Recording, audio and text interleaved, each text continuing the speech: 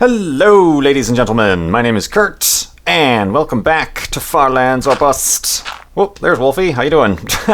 But we're here, and we are leaving once again for the Farlands. Let's get there this episode. Why not? Let's just do it. No, that is not going to happen, I guarantee. Oh, there's another wolf up there. Didn't even realize that. I must have walked right by him, because that's east. Oh well, see you later. But yeah, we're back in Farlands or Bust, and woof indeed, woof indeed. After the marathon, I didn't make any boats. I stink. The marathon kind of episode last time where I did 4 days. I think that might have been the first 4-day episode. Obviously, I did the 12-hour, 20-minute live stream before, so 4 days isn't much to scoff at, but we're back. This will be a normal length episode, I believe, unless something magical and crazy happens to us, but we are continuing in a westward direction, and we are continuing to raise money for Child's Play charity over at farlandsorbust.com. Still at 88%, just like last episode, but or were we at 88% last episode? Who knows? We're at 88%. It's amazing. $25,962.43. And something I forgot to mention in the last episode is that we reached over 1,000 contributions for this season. So that's amazing. Everybody who keeps contributing, any little amount always helps. I do appreciate it. It's a great cause. And you can, once again, like I said, keep doing that over at farlandsorbust.com. Indeed. These are some strange and unusual lands we have stumbled into. Careful. Let's head up here. This looks interesting. Yeah, a lot of you guys are noticing that I'm experiencing increased levels of shakiness. And it depends. It seems like, yeah, the terrain like within 2 or 3 blocks of me is like really shaky, but the stuff I'm looking at out in the distance seems sort of normal. So hopefully that's not too distracting, but it is the price we have to pay for adventure and exploration and etc. etc. Whee! Woof, indeed. So yeah, 88%, that's amazing. Over 1,000 contributions, that's even more amazing. Thank you everybody who keeps doing that. Got a lot of interesting comments from yesterday's episode. Seemed to enjoy my getting put under for getting my wisdom teeth removed. That story was a popular hit, and a lot of you had similar stories. Even BOO, I don't know if you saw his last building with BOO, but he mentioned how he watched that episode and lost it at that part because he also, when he got his wisdom teeth out, he said he, for some strange reason, like I said, it must have something to do with the medication wearing off or something, but he was just sitting there and totally lost control and started sobbing like a baby in front of his mom and girlfriend or something like that who were helping him out, and he's like, you all are so nice helping me out. I don't know what the deal with that is. I'm sure there's some medical explanation. I have 6 feathers somehow. How did I do that? Oh, probably from killing all those zombies. Maybe I should think about gathering some flint here to get more arrows, just to... Whoa! That was a 3 flint in a row. Oh god! Okay, changed my mind. Whew! My heart literally sank along with that sand. Alright, yeah, I'll be okay with that flint for now, thank you. But in the meantime, let's save the boat and let's just kind of wade our way over there. But yeah, that was kind of funny to hear that from his perspective. Mild surgeries such as those are interesting stories indeed. I also mentioned in the last episode that I had on the way my new space chair, my steel case leap chair, and it indeed arrived yesterday.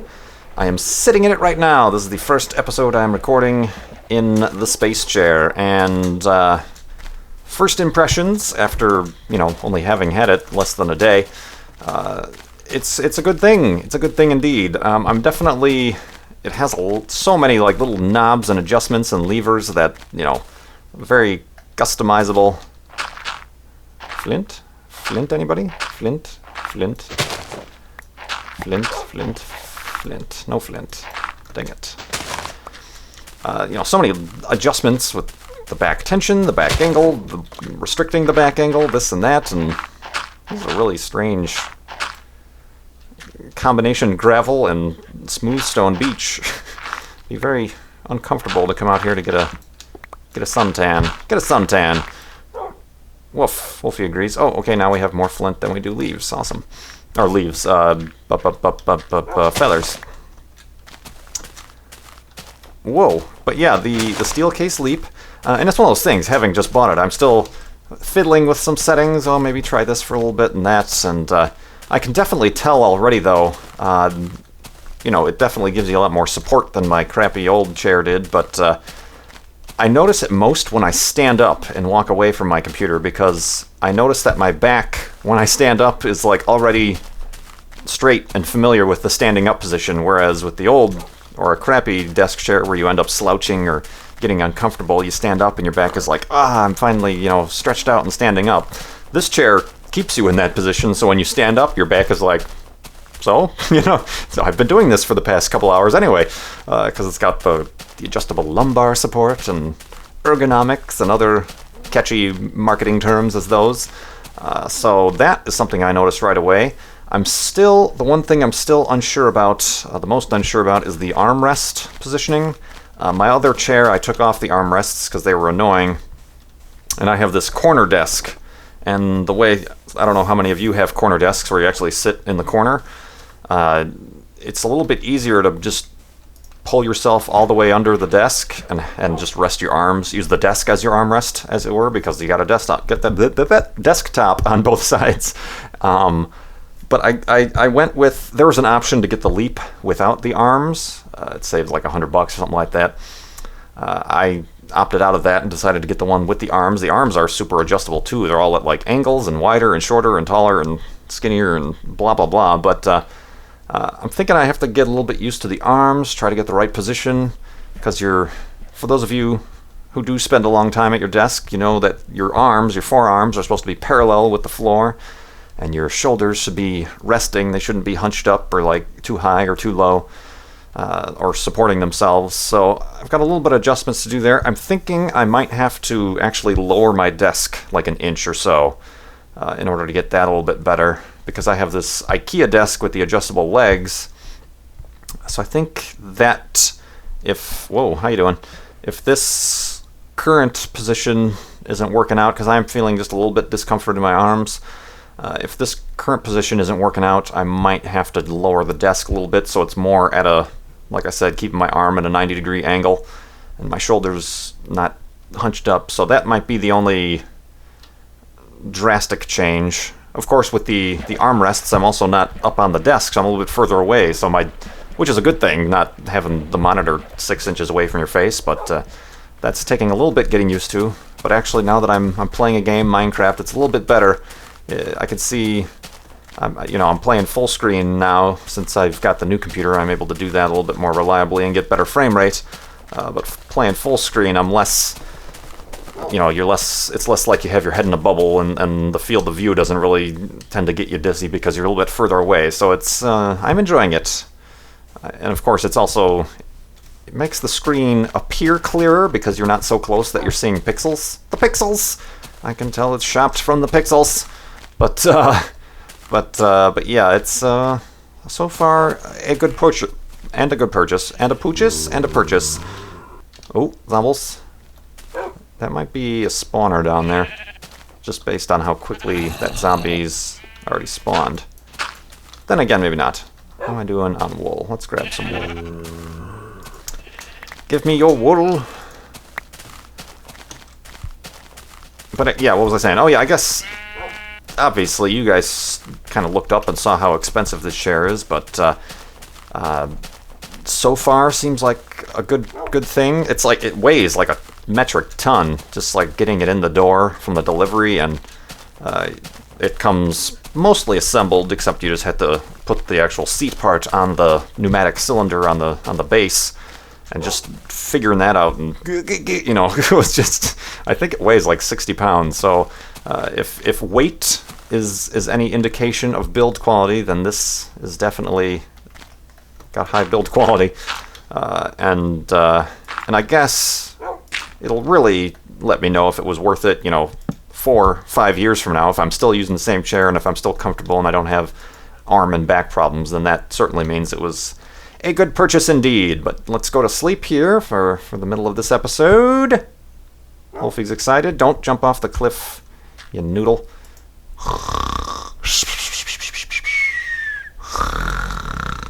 And ergonomicsness.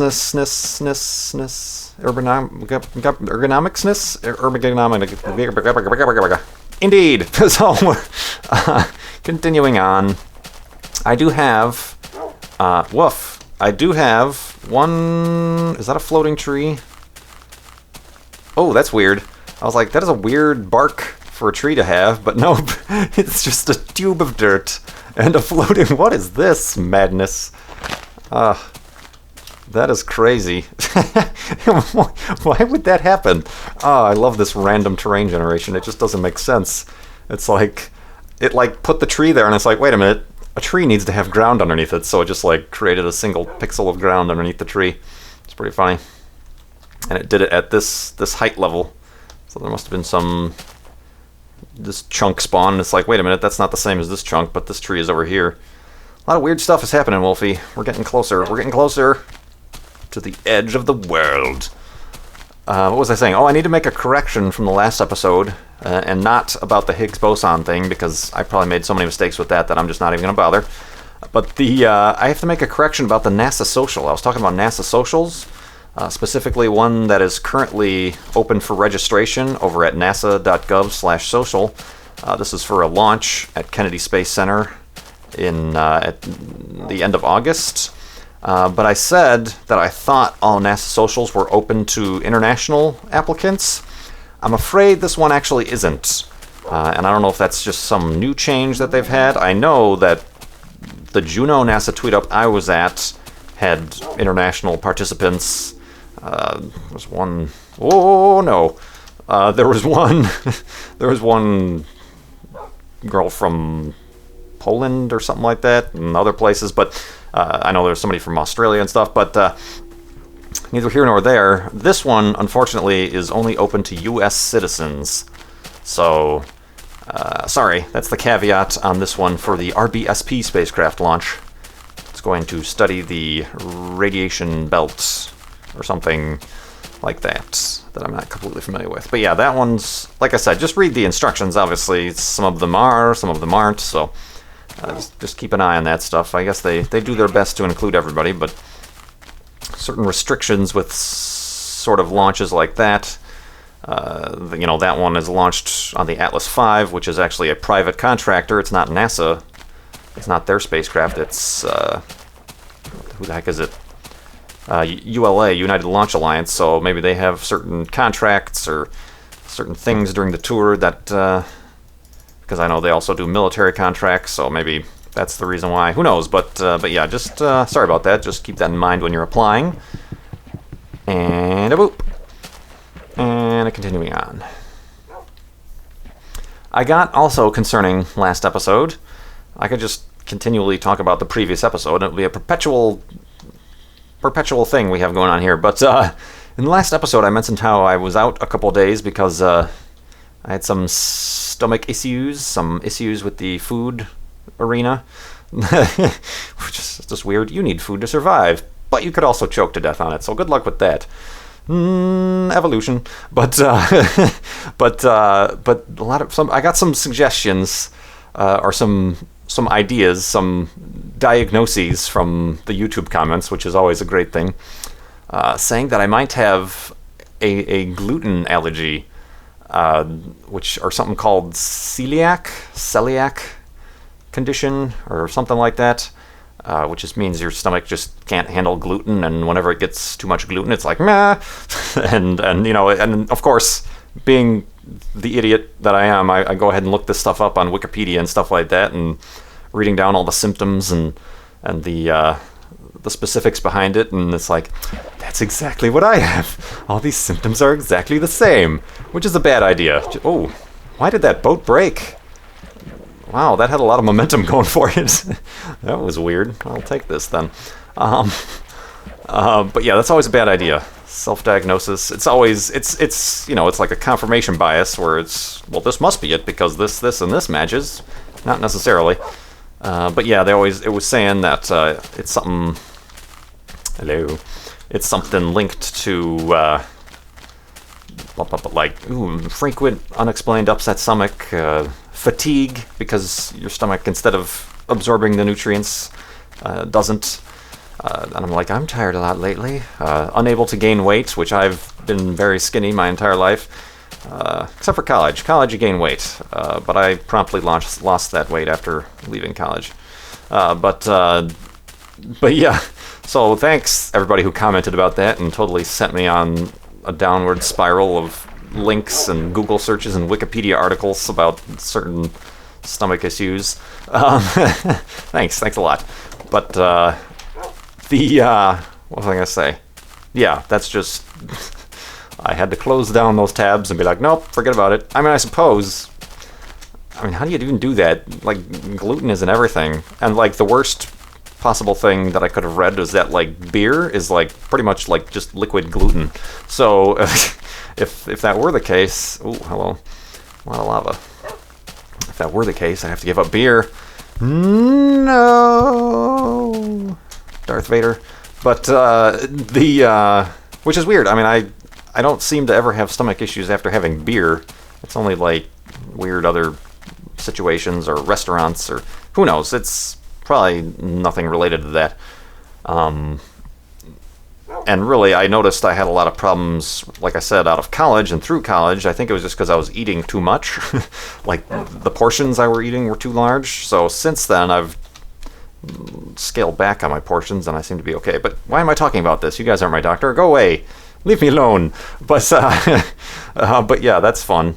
I mean, I also looked up a long time ago and I know I'm going to get a whole lot of comments about this, but those of you who know what Asperger's is, just more of a behavioral thing, but it's all about, they're kind of introverted and they don't get well in social situations, and they're very, on a specific topic, people with that they learn everything, or they're very knowledgeable about a certain topic, but then when it comes to actual, like, interpersonal or social situations, they're no good. So I could self-diagnose myself with that. So that's just how weird tangents on Wikipedia and self-diagnosis take you. So beware of that, people.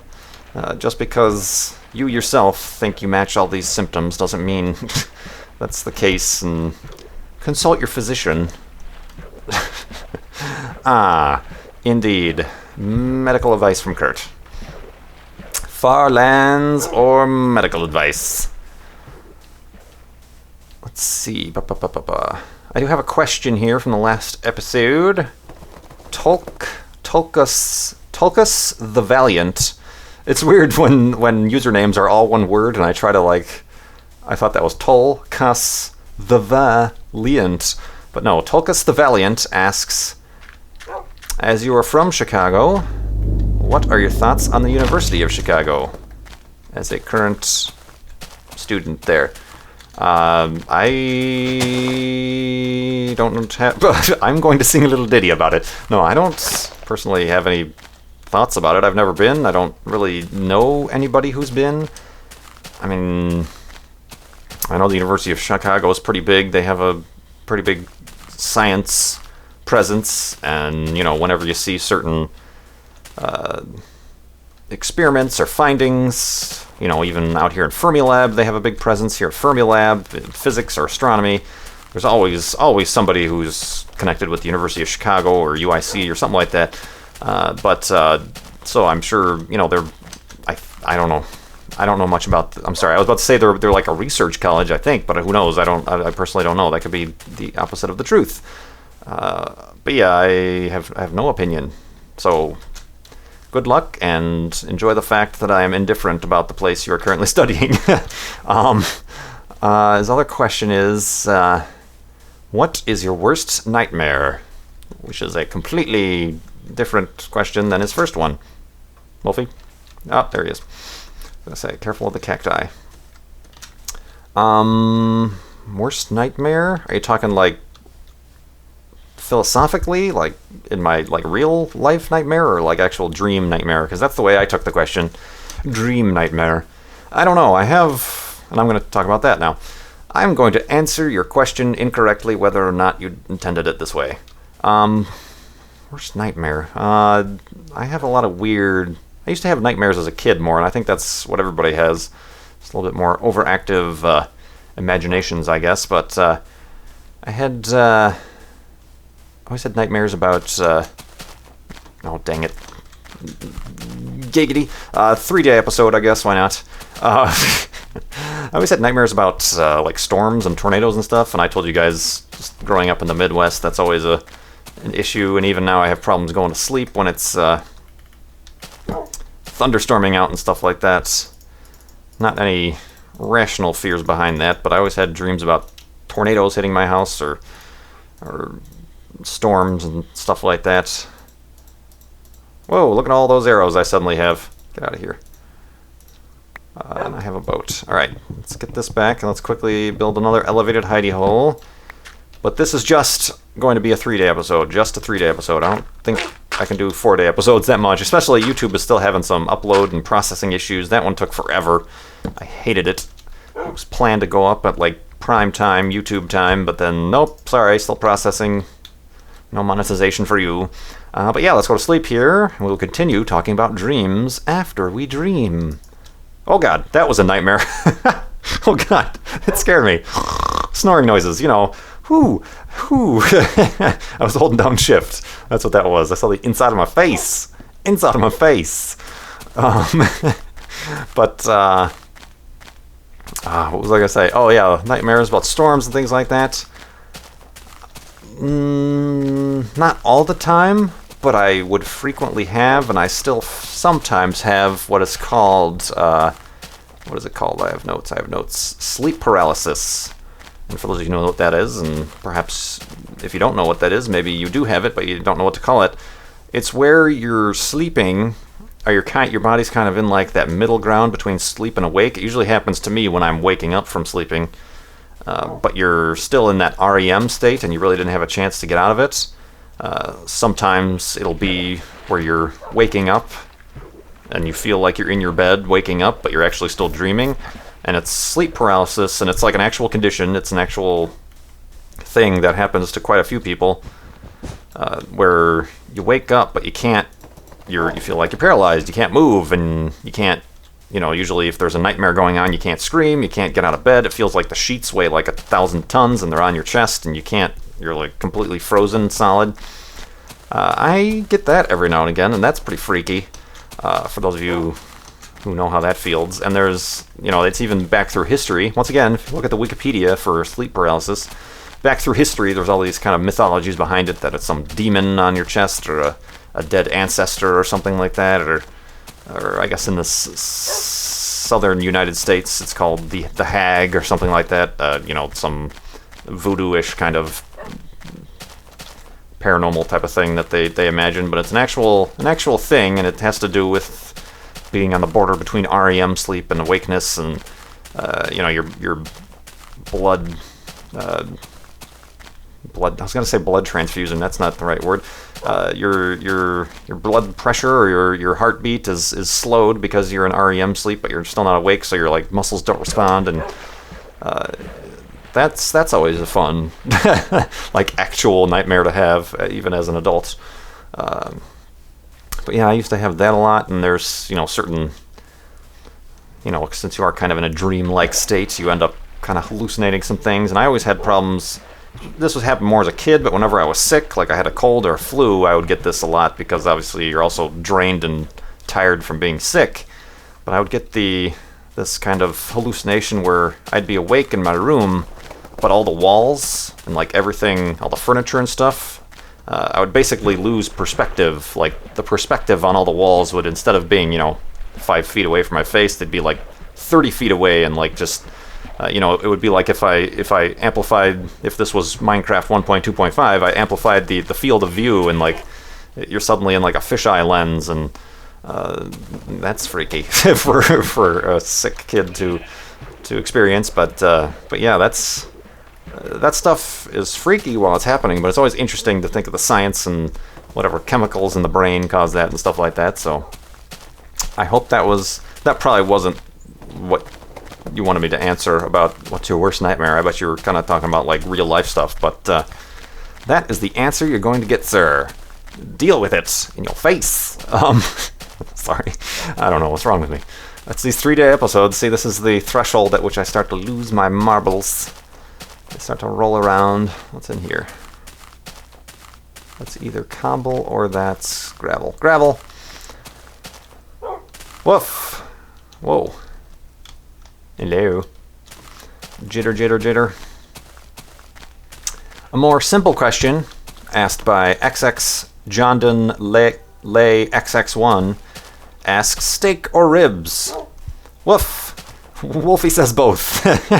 I'm not huge like red meat eater, but I do, I'll go to Outback or certain places. There was a really good steakhouse in Phoenix that I went to. I forgot the name of it though, but steak is good. I like steak. I can't say, whenever I do go to a steakhouse or something like that, I tend to, for the sake of budgetary reasons, I don't get the most expensive, like, cut, filet, mignon, whatever, but, I'll get like a basic sirloin or something like that, and I enjoy a steak every now and again if it's well done. Not cooked well done, if it's done well. I enjoy my steaks like medium rare, a warm pink center, if you will, for those of you who order it like that. But yeah, but I also like ribs. Ribs are good. Barbecue, baby back ribs. I know there's other types of dry St. Louis or that, but baby back ribs are my style of ribs. I don't know why I just went in there. It's just walking in a cave. Don't mind me. But yeah, I don't get out that often. There was a place, examples. There was a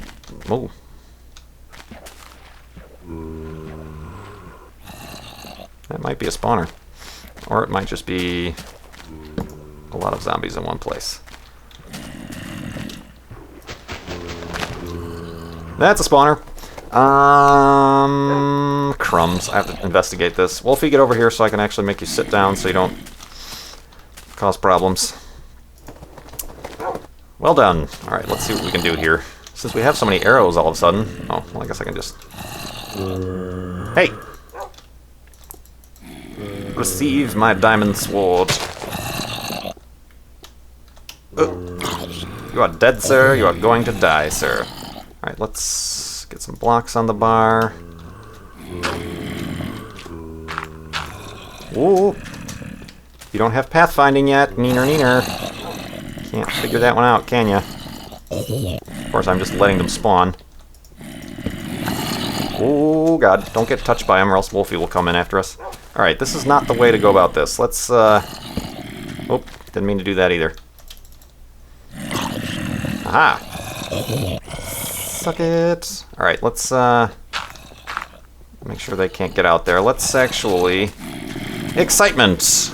On Far Lands or Bust for once. I don't like how dark it is over here as well.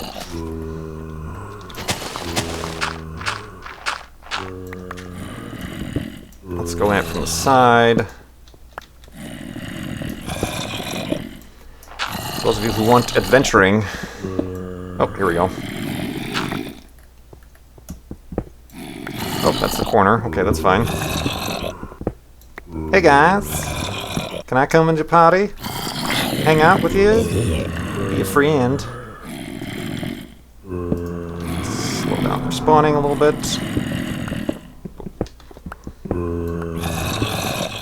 Gosh, so many zombies. Alright.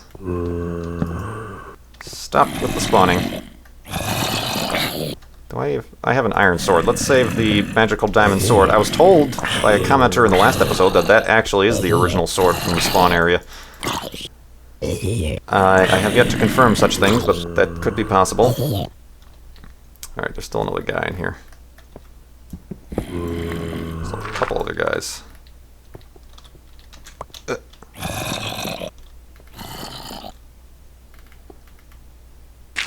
You know what?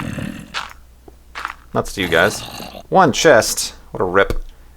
Cocoa beans, bread I'll take. String I don't need. Saddle, no thanks. I'll take these feathers though, those are always helpful. See you guys. Thanks for the bread. It's Panera Bread on the way to the far lands, everybody. Indeed. Alright, let's get him up and let's continue on. That was enough of a detour. A bit of a disappointment there with the chest, but indeed. Killed some time. So yeah, steak or ribs, not a huge... I don't have a huge, strong feeling about that, but I enjoy both in moderation. Oh, there was a place in the Chicagoland area that I've seen in Florida every now and again. It was called Smoky Bones. They had really good ribs, really good buffalo wings as well. But we do not have the Smoky Bones in the Chicagoland area anymore, unfortunately. Indeed. Some people have been suggesting, both on here and on Facebook and elsewhere, that I try out this new game called Endless Space, which I saw an article on it recently. It seems visually quite interesting, but I think, not that the trailers or the gameplay videos would indicate too much about it, but it seems like it's a real-time strategy game, an RTS, which I'm really not interested in. It's the kind of thing where you mine resources and then you build ships and a fleet of battle cruisers or, you know, whatever sci-fi type of spacecraft you want, and then go around and conquer planetary systems and get into battles and things like that.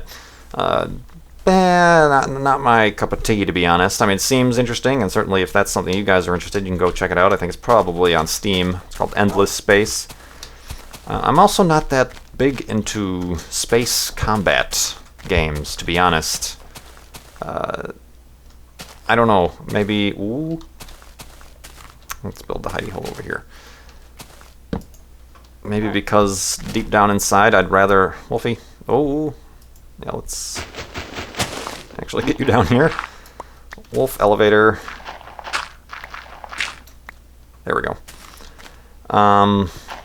Yeah, maybe deep down inside I don't personally want space to turn into that sort of thing. Like, oh, space suddenly becomes all about... Whoops. Militarization and conquering and explosions and things. I never got into space combat games. I mean, you know, like futuristic combat stuff like Mech Warrior and stuff is a different game, but I never got into like space combat games like even the old Star Wars, what was that called? X-Wing something or other? X-Wing Commander, or I never really played it, but I know that was kind of a popular space fighter plane game thing. Never got into those, really. So yeah, I don't think I will be playing that game, even though it would appear to be right up my alley. It is not. It is not such things. What do I need? I got a boat. Got a bunch of bread. I just got more feathers from those guys, so we can replenish our arrows if we need them. But yeah, another 3-day episode. Getting them slightly back into the normal length. I don't want you guys to get too used to this stuff, but yeah. Certainly, thanks for asking all these questions. I still got a list to go, and you can keep asking questions in the comments below, and you can keep giving to Child's Play charity over at farlandsorbust.com. I appreciate everybody who keeps doing that. Like I said, over 1,000 contributions. That's great. It's great indeed. And yeah, certainly, thanks for watching. My name is Kurt. I will see you next time.